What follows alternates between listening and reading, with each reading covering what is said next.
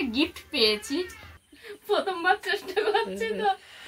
ইনি হলেন বড় মামা, আর একজন ছোট মামা আছে। আমরা প্রায় কাছাকাছি আছি এবং মামাদের সান্নিধ্যে আছি। বড় মামাকে থাকতে বললাম, মামা তো থাকলো না। একদম চিনিটাই খেতে নিষেধ করছে আমাদের বাড়ি পর্যন্ত যেত। আজকে তো সকাল সকালই মামা চলে এলো, আমরা উঠে পড়েছি। আর রোজই উঠে যাই, কিন্তু আমি তবুও জেগে জেগে ঘরে তেমন বিশেষ কোনো কাজ থাকে না থাকায় আমি শুয়ে থাকি। তো মামা আসে, দেখেই চলে যায়, আর ডাকে না। আর আজকে যে এসে দেখছে মামা দুজনেই উঠে আছি। মামা এসেছিল মর্নিং ওয়ার্কে, এসে একটু বললাম মামা তাহলে তুমি থাকো, বসো একটু চা করি, তাই চা বিস্কুট করে দিচ্ছি। মামা চা বিস্কুট খাচ্ছে। চাটা খুব সুন্দর হয়েছে। হেলমেট হয়েছে, প্রথমবার চেষ্টা করছি তো, অনেক কিছুই হবে, তার কি করবো। আর পাশে একটা দিদিকে বলেছি তুলে দিতে উনুনটা, মা তুলে দিয়ে গেছে। সেই একদিনে সবকিছু করেছিল, মানে মাটিটা শুকনো হয়নি তো, ওই জন্য ভেঙে গেছিল উনুনটা। নমস্কার এবং সুপ্রভাত সকল দর্শক বন্ধুকে। আজকের খুব আনন্দ লাগছে। বড় মামা প্রায় আমাদের এখানে আসে খুব সকালবেলা মর্নিং ওয়াক করতে। প্রত্যেক দিন কাজে বেরিয়ে যাওয়ার সময় মামার সঙ্গে দেখা হয়। আজকে সৌভাগ্যবশত মামাকে আমরা পেয়েছি এবং মামাকে এক কাপ চা আমরা খাওয়াতে পারছি, এবং মামাকে নিমন্ত্রণও করছে আজকে দুপুরবেলা আমার কাছে থাকার জন্য। ঠিক আছে, আর আজকে আমার ছুটি আছে।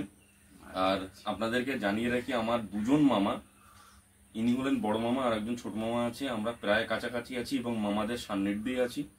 এবং এই মামাদের স্নেহে আশীর্বাদে আমি সহ আমার সকল ভাই বোন আমরা পেয়েছি, ধীরে ধীরে বড় হয়েছি। তো সেই মামা যখন কাছে এসছে, সত্যি তো একটু আনন্দ হবে। তাই আজকের এক আনন্দমুখর সকাল দিয়ে আজকের পর্বটা শুরু করছি। কত পরিশ্রম করে, পরিশ্রম ছাড়া মানুষের জীবনে কোনো কিছুই নেই।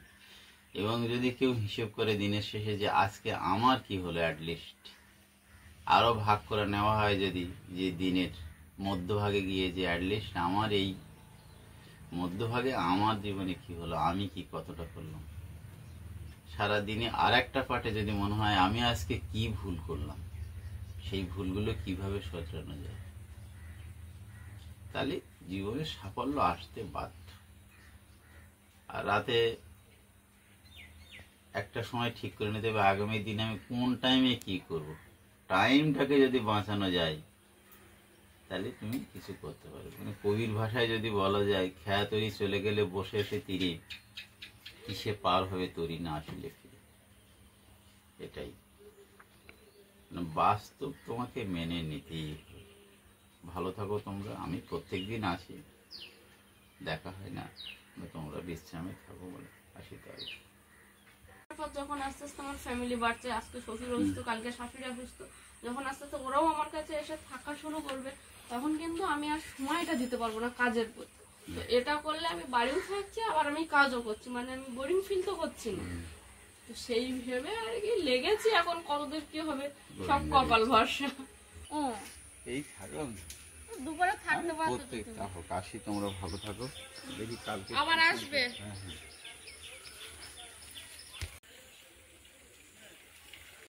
বড় মামাকে থাকতে বললাম, মামা তো থাকলো না। আর আজকের পর্বটা একটু সকাল সকালই শুরু করলাম। আজকের সকালটা একটু হালকা স্নিগ্ধ কুয়াশা আছে, সাথে মেঘ করে আছে, ভীষণ একটা গরম পড়ছে। যে সকালের যে একটা অনুভব, সেটা তো ফিল হচ্ছে না। ঘুমোচ্ছে সারা রাত অনেক কষ্ট করে তো ডাকে, ওই জন্য দিনের বেলা রেস্টটা নিচ্ছে।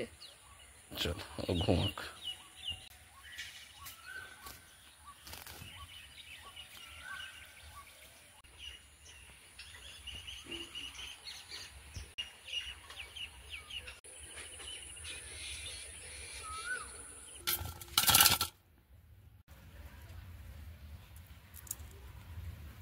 মাছি দেখো, চিংড়ি মাছের গন্ধে মাছি ভনভন ভনভন করছে।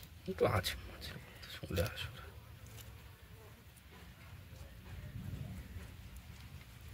এই যে এর মধ্যে একটা নোংরা থাকে। এইটা আমার কে শিখিয়ে চলে তো? কে? আমার বোন। তাই? তোমার বোনের নাম বলো। পাপিয়া আমার শিখিয়ে দিয়েছে যে ওখানে একটা নোংরা থাকে।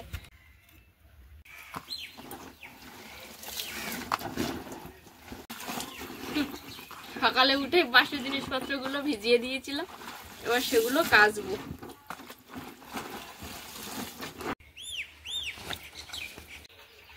তুমি সকালে ওঠোনি, আর আমি ভাবছি কি যে কোথায় গেল নাকি কি করছে, এত বেলা হলো এতক্ষণ তো দিদি থাকে না, শুয়ে কি হচ্ছে। তারপর একজন এসে ডাকলো, তখন বুঝলাম যে তুমি বেরিয়েছো। না ঘুরলে হাওয়াই ঘুরে যায় অনেক সময়।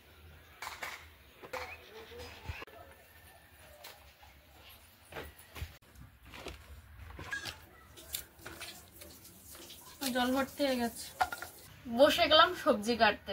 তাই আজকে দুপুরের মেনুতে আছে ঢেঁড়স চিংড়ি আর নিম পাতা দিয়ে বেগুন হবে ভাজা। বড় মামাকে থাকতে বললাম, বড় মামা সকালে এলো, কিন্তু বড় মা থাকলো না। থাকলে ভালো হতো, দুপুরটা একসঙ্গে খাওয়া দাওয়া গল্প গুজব হতো। সকালে এলো মামা, অনেক কিছু গল্প বললো বা এমন কিছু বাস্তব কথা বললো যেটা শুনে ভালোও লাগলো, আবার আমরা নিজেদের মধ্যে সেগুলোকে রিলেট করতে পারলাম যে হ্যাঁ সত্যি তো এগুলো হতে পারে। আর মামা এমন একজন মানুষ, মামা সবসময় আমাকে কিছু গাছ রোয়ার উপদেশ দিয়ে যাবে। যখন বিয়ের প্রথম মামা বলে কি, বৌমা তুমি গাছের চারা রুইবে না, গোড়াটা তুমি বাড়ির ভেতরে রাখবে, ঘরের ভেতরে, আর গাছের যে ফলটা হবে সেইটা তুমি জানলা দিয়ে বার করে নেবে।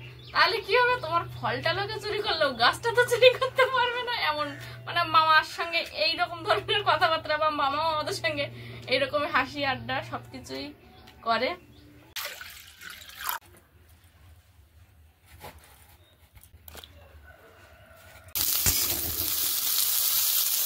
স্বাদ মতো লবণ দিলাম, হলুদ। এই হচ্ছে আমার নিম পাতা, আমি এইভাবে সংরক্ষণ করে রেখেছি, মানে সারা বছরই যেন একটু টুকটাক যদি শুক্তো খেতে ইচ্ছা করে খেতে পারি। আর নিম পাতা তো খাওয়া এমনি উপকারিতা, সেটা সবাই জানে, নতুন করে আর বলার কিছু নেই। নিম বেগুনটা আমার হয়ে গেছে, এবার আমি একটা পাত্রে তুলে নেব। হ্যাঁ, তুমি এতক্ষণ কোথায় ছিলে? পাশে দাদা একটু ডাকছিল, গেছিলাম। আমি তার মধ্যে দিয়েই দিলাম তো কড়াইতে। খুশিতে আমাকে একটা চিংড়ি মাছ দেওয়া হোক। আমার খুশি, মাছ হলেই হলো, সে চিংড়ি মাছ আর বড় মাছ।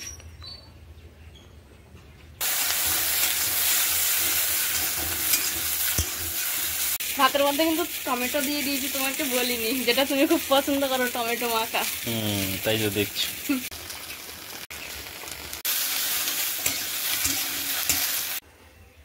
আমাদের ছাড়া ভিডিওগুলোতে প্রতিনিয়ত দর্শক বন্ধুরা কমেন্ট করে দেন, কিন্তু সব কমেন্ট পড়ে তো শোনানো সম্ভব নয়। রিপ্লাই দিই প্রত্যেকেরই, চেষ্টা করি যতটা পারি।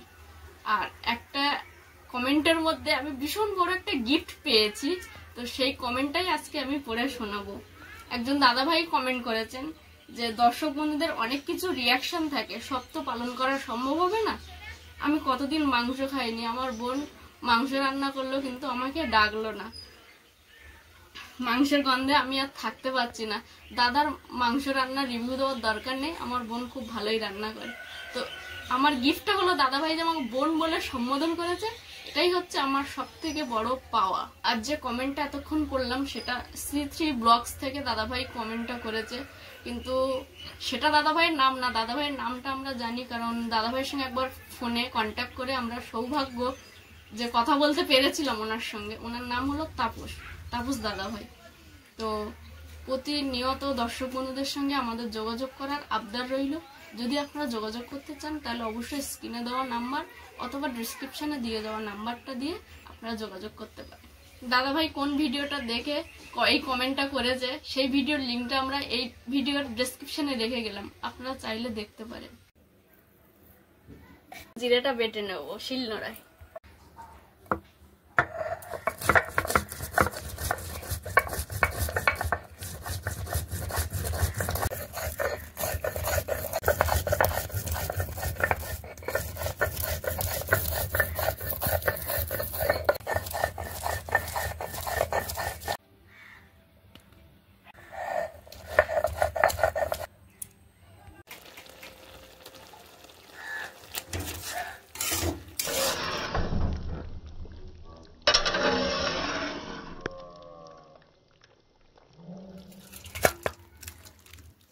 লোভনীয় ভেন্ডি চিংড়ি রান্না সমাপ্ত। তরকারি তো হয়ে গেছে, এখন কি ভাত খেয়ে নেবে? সাইকেলটা একটু ক্লিন করি। আচ্ছা নাও, তোমার বাহনকে একটু পরিষ্কার করে নাও।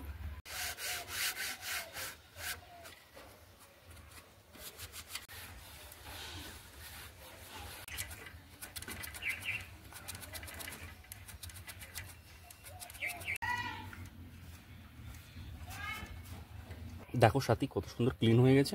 হ্যাঁ, ভালো লাগছে না? চকচক করছে হ্যাঁ, একদম। চকচক করছে।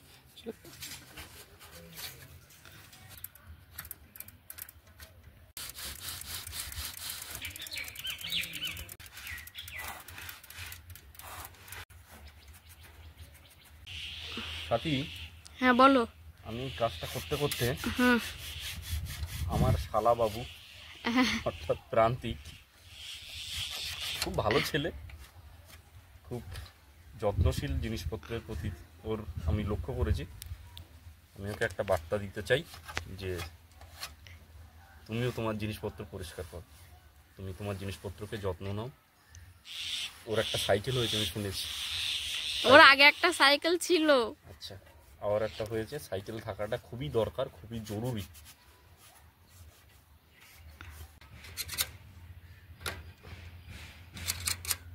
যেগুলো লুজ হয়ে গেছে একটু টাইট দিলে বেশ ভালো হবে। এটা একটু লুজ হয়েছে দেখছি। আর এখানে কাকে লুজ হয়েছে এই মনে হয় নাকি, দাঁড়াও, এই মনে লুজ হয়ে গেছে। এটাকেও দেখি ঢিলা হয়ে গেছে। কখনো হলো, কেন হলো এটা ঢিলা প্রত্যেকটা জায়গাতে। কেমন মোবাইল দেখো, লাল।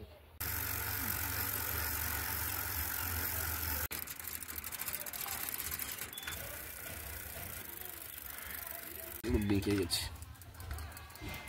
তোমার সাইকেলটার আনুমানিক বয়স কত?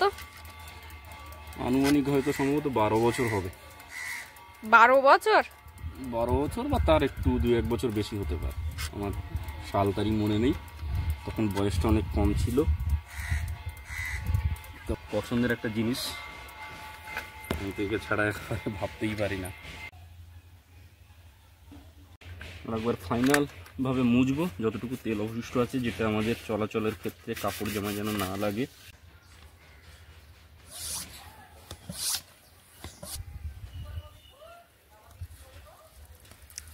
ঘরে তুলে দেবে না?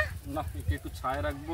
তো শেষ করলাম আমার ভালোবাসার সাইকেলটাকে আমি ক্লিন করলাম অনেকদিন পরে, মানে সময় হচ্ছিল না ক্লিন করার জন্য, আজকে করতে পারলাম। এসো একটু জল খাবো। সকাল থেকে শুরু হওয়া পর্বটা, মামা আসলো, জামা কাপড় ধুলাম, রান্না বান্না করলাম, কর্তামশাই সাইকেল পরিষ্কার করলেন। এবার আমরা একটু খেতে বসবো। তো খাওয়াটা দেখাচ্ছি না, কারণ কি আর দেখাবো, যা রান্না করেছি তাই তো খাবো। যাই হোক, পর্বটা এখানেই শেষ করছি। এতক্ষণ পর্বটা ধৈর্য ধরে দেখার জন্য অসংখ্য ধন্যবাদ। দেখা হচ্ছে আগামী পর্বে। ততক্ষণের জন্য আপনারা ভালো থাকবেন, সুস্থ থাকবেন, নিজেদের খেয়াল রাখবেন এই গরমের দিনে। আর সবশেষে যেটা বলে থাকি, সাথী বিপ্লব ব্লগের সঙ্গে সদা সর্বদা জুড়ে থাকবেন। নমস্কার।